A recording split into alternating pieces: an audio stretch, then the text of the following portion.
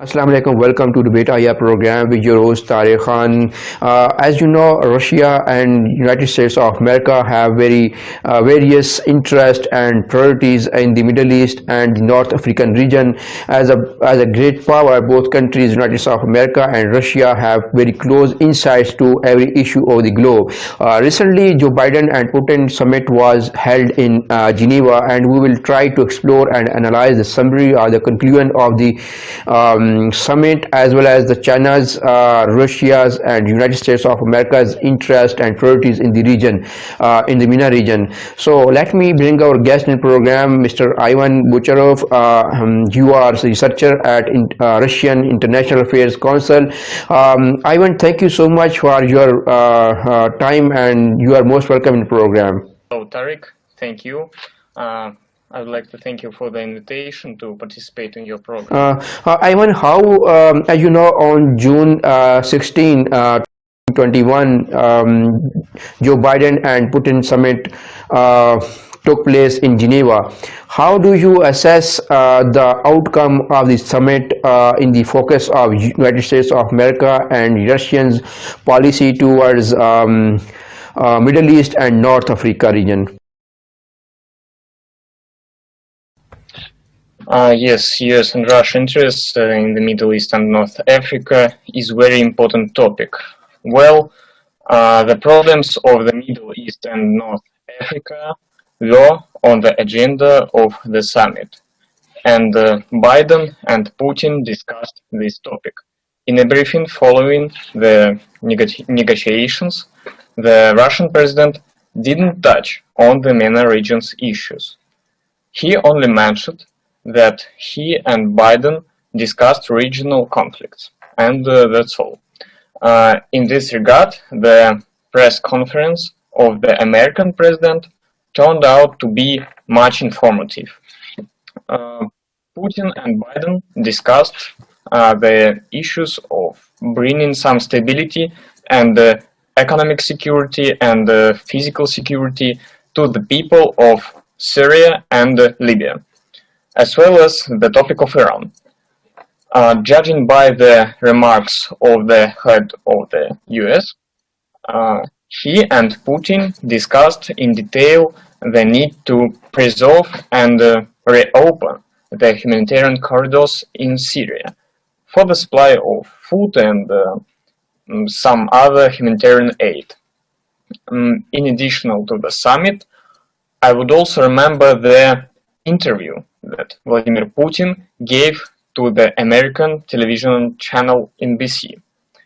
He gave the interview before the summit, and some important questions were raised there. In the interview, Putin suggested that if United States and the European Union are unwilling to supply aid to the government of Syria, this aid can be delivered through international humanitarian organizations, such as the International Red Cross and the Red Crescent Movement. I think that specific agreements have been reached in this area, and I'm very hope that in Syria we will see progress in resolving the humanitarian crisis in the country. And we should remember that this will not all, that's not easy to do it.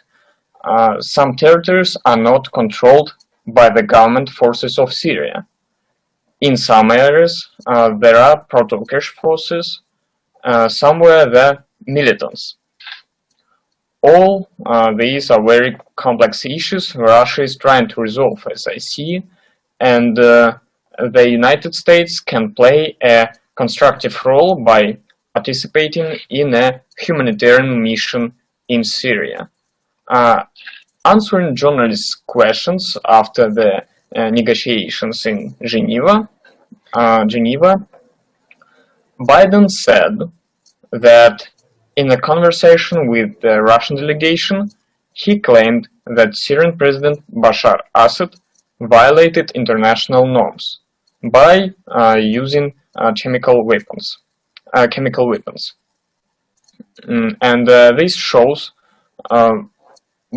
it shows very well that after the summit, the United States and Russia still have contradictions over the Middle East.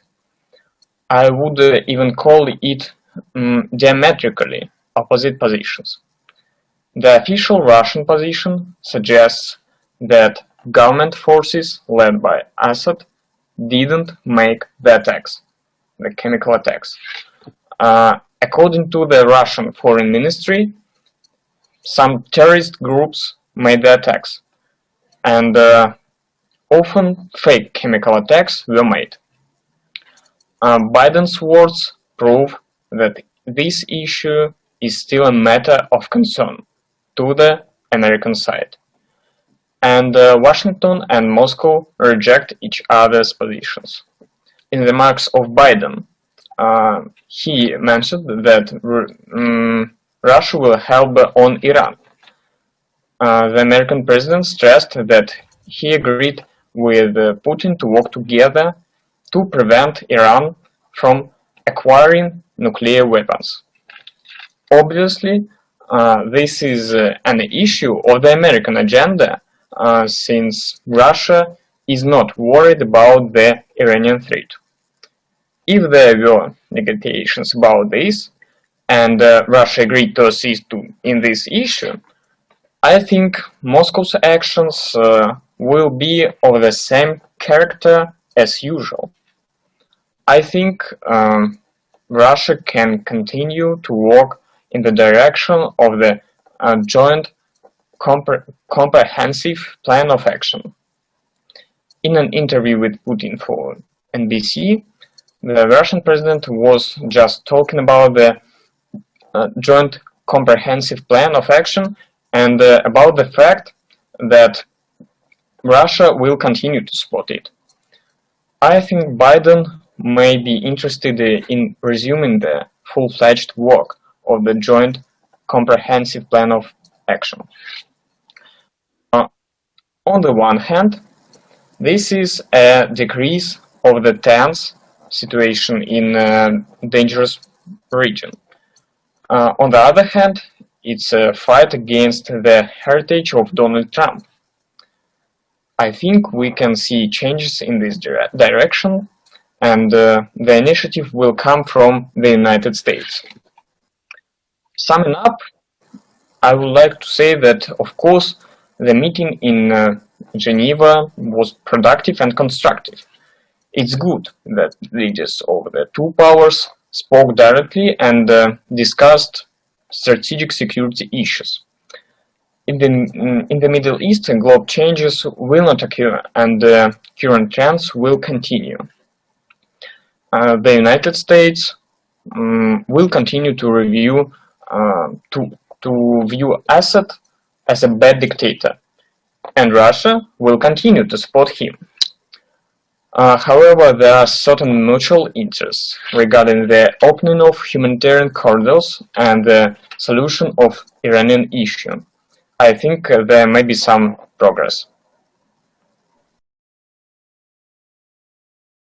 Ivan, 10 years ago, in 2011, the Arab Spring began, and so how have United States of America's interest in Middle East and North African region changed during this time? How would you analyze this? US interests, of course, have changed a lot during this time. Since the beginning of the Arab Spring, not only the priorities in this region have been adjusted, but the priority of the MENA region itself in American policy, it has changed.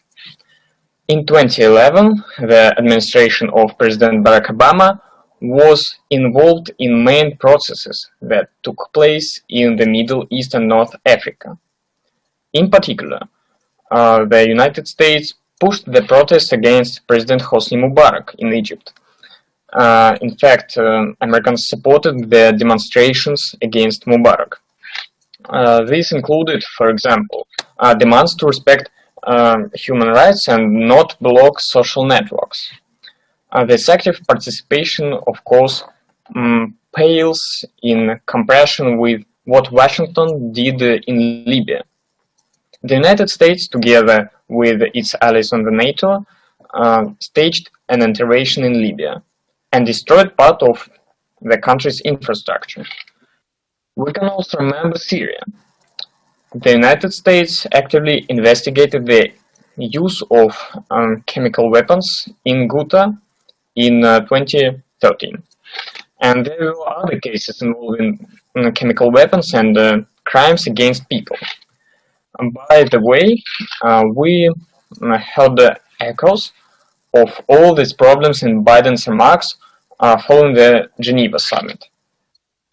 With the election of Trump, the priorities in regional policy it was changed. The focus shifted to even more active support for Israel, and the United States recognized Israel's sovereignty over the Golan Heights. Also, under Trump, the United States moved the embassy to Jerusalem. All this proved very great support to Benjamin Netanyahu, who was the prime minister. At the same time, when Trump ruled, relations with Iran deteriorated. The United States withdrew from the Joint Comprehensive Plan of Action, which provides for a gradual easing of sanction pressures on Tehran in exchange for a refusal to develop nuclear weapons. The climax of the conflict was the assassination of the General Qasem Soleimani and the missile attack on American bases in Iraq, and then the destruction of a passenger plane in the skies over Iran. This happened only 6 months ago, and now the situation has become calmer. Now Biden rules, and the policy was changed again. 6 months have passed, but so far Biden hasn't done anything in the Middle East and North Africa, something historically important and new, which would make it possible to say that the United States is returning to the Middle East. Quite the opposite. Just a couple of days after the Geneva summit, the Wall Street Journal reported that the Pentagon was withdrawing, and it's withdrawing now, as I know, 8 Patriot anti-missile batteries from Iraq, Kuwait, Jordan, and Saudi Arabia. The sources of the Wall Street Journal said that the United States it's also withdrawing some systems from Saudi Arabia, and it's reducing the number of fighter aircraft in the region. Thus, the US policy in the Middle East was corrected again. But some things have remained the same. For all these years, the United States have been interested in supporting Israel's security and strengthening the alliance with other key allies in this region, including Saudi Arabia. And even the incident with journalist Jamal Khashoggi that was killed, it didn't have a very significant impact on the opinion of the White House either. The transformation of US interests in the region took place, and Libya gradually disappeared from the US attention. North Africa as a whole also applies to this. In general, over the past 10 years about which you asked, the US interests in the Middle East are that Washington is gradually leaving the region. and the interests no longer actively interfere in the processes. But it's trying to minimize costs of this game. I'm not saying that this will continue forever, but at this moment, this is exactly that it's happening. I think now the US is more interested in stability in the Middle East, in stable energy prices. Human rights issues, especially in Syria, will concern Washington and the Iranian threat. Remarkably enough, this was the first question an NBC journalist asked Putin in an interview. He asked if Russia is providing technological support to Iran to break into American military facilities. The Iranian topic is very worried about the Americans now, and I think it's in the interest of the United States to contribute to the curtailment of the Iranian nuclear program. Ivan, how would you analyze the Russia's policy, interest, priorities in the Middle East and North African region over the past 10 years? Okay, comparing with the United States, the opposite happened with Russia. Its foreign policy interests are much more tied in the Middle East. And this is primarily due to the fact that Russia is interested in high prices for energy resources, since it exports oil and gas itself. And of course, is interested in its companies participating in extraction of energy resources in the MENA region. This interest didn't change 10 years ago or 20 years ago, and I think it will not change them in the near future.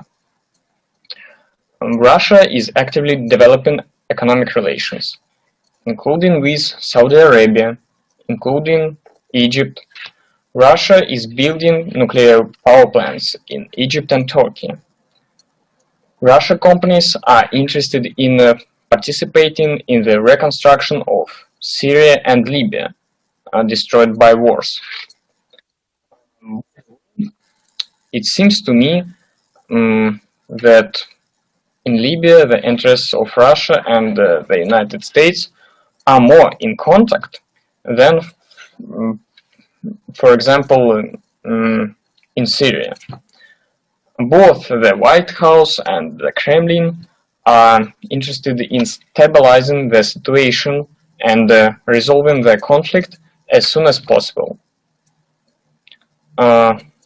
Libya is a testament to the failure of the United States when its intervention has clearly aggravated the problems not only for Libya, not only for North Africa, but of the entire Mediterranean region. And Russia wants to work in Libya to build hospitals, to build infrastructure, and to participate in oil and gas production. So, Russia's interests are in the fight against terrorism. According to the Russian foreign policy concept, the threats of international terrorism are recognized as one of the most dangerous challenges for the whole world.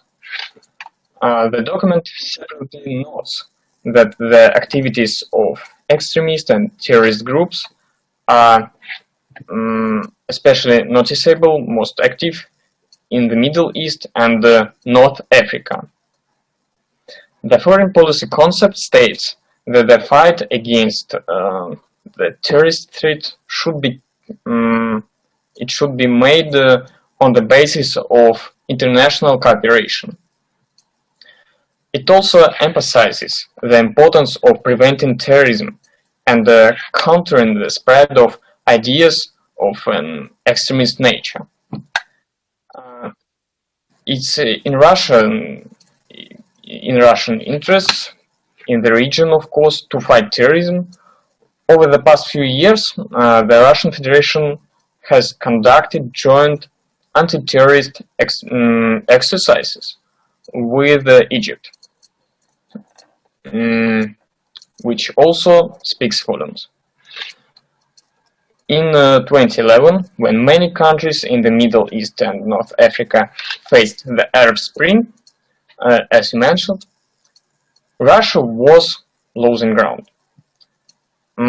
For example, during the war in Libya, Moscow didn't veto UN Security Council resolution, which de facto sanctioned the military intervention in the conflict by foreign states, by NATO states.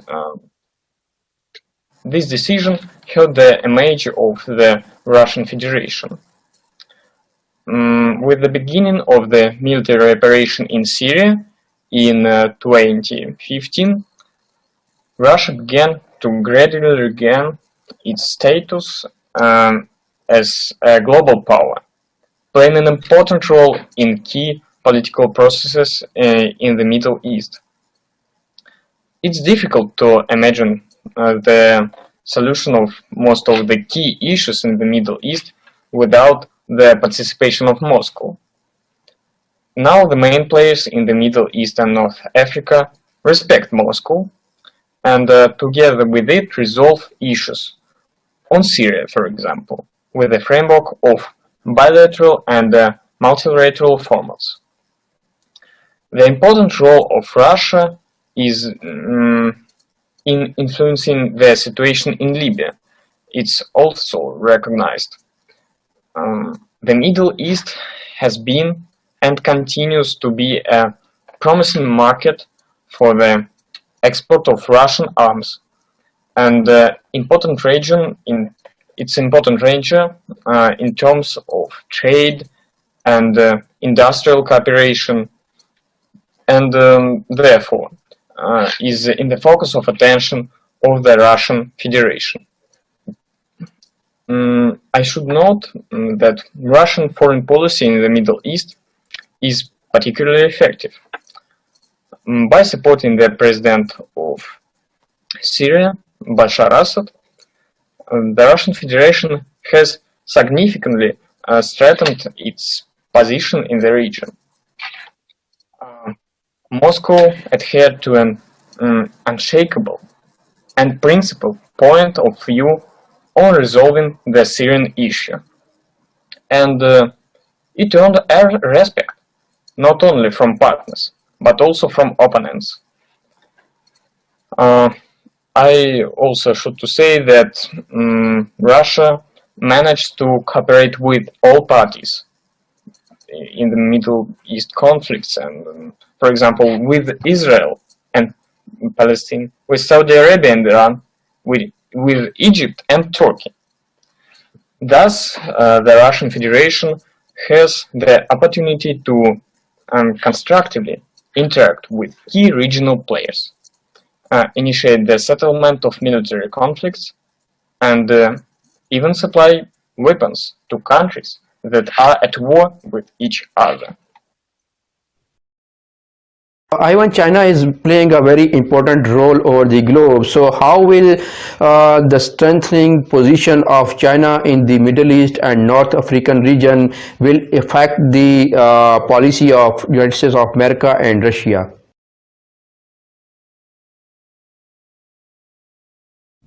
Thank you. This question is very interesting. You're right. China's position in the region is significantly straightening. China might have certain political interests in the region, but mainly it's straightening its position by the economic nature. In 2013, China launched the Silk Road Economic Belt Initiative, China's concept aimed at improving existing and creating new trade routes, transport and economic corridors linking more than 16 countries in Central Asia, Europe and Africa. It's assumed that the project contributes to the development of trade relations between China and other countries. As part of the One Belt, One Road, this economic expansion program, China is trying to make trade through the Suez Canal even more efficient. We're already seeing soft competition between Russia and China. The government of National Accord discussed with Beijing its possible participation in the reconstruction of Libya. There Russia has interests. Both China and Russia are developing industrial projects in Egypt, in the Suez Canal zone. However, there are no global political contradictions between Russia and China in this region, in the Middle East and North Africa. China is quite neutral when it comes to matters that don't concern its interests in the Asia-Pacific region. And the region that we are talking about today, this is only economic expansion for China. The situation is slightly different. In Washington, China is perceived as one of the main geopolitical opponents who challenge the existing world order. The coronavirus pandemic has hit the United States hard, but China is emerging from the coronavirus crisis with fewer losses. China was able to avoid multi-million costs. It was able to avoid new waves of the pandemic. It didn't suffer as many financial losses as the United States and as European countries. It avoided multi-million infections between people. This means that China's position throughout the world is straightening. And the United States, of course, doesn't like it. Given the economic nature of China's expansion in the Middle East and North Africa, it's difficult to resist to China.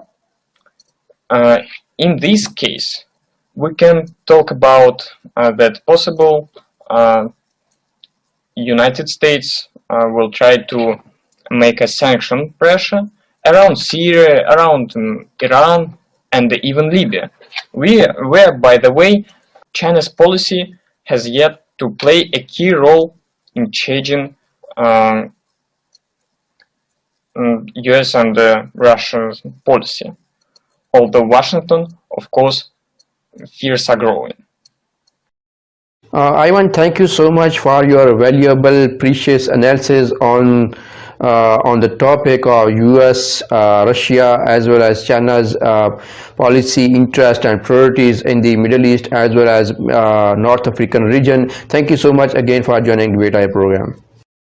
Thank you.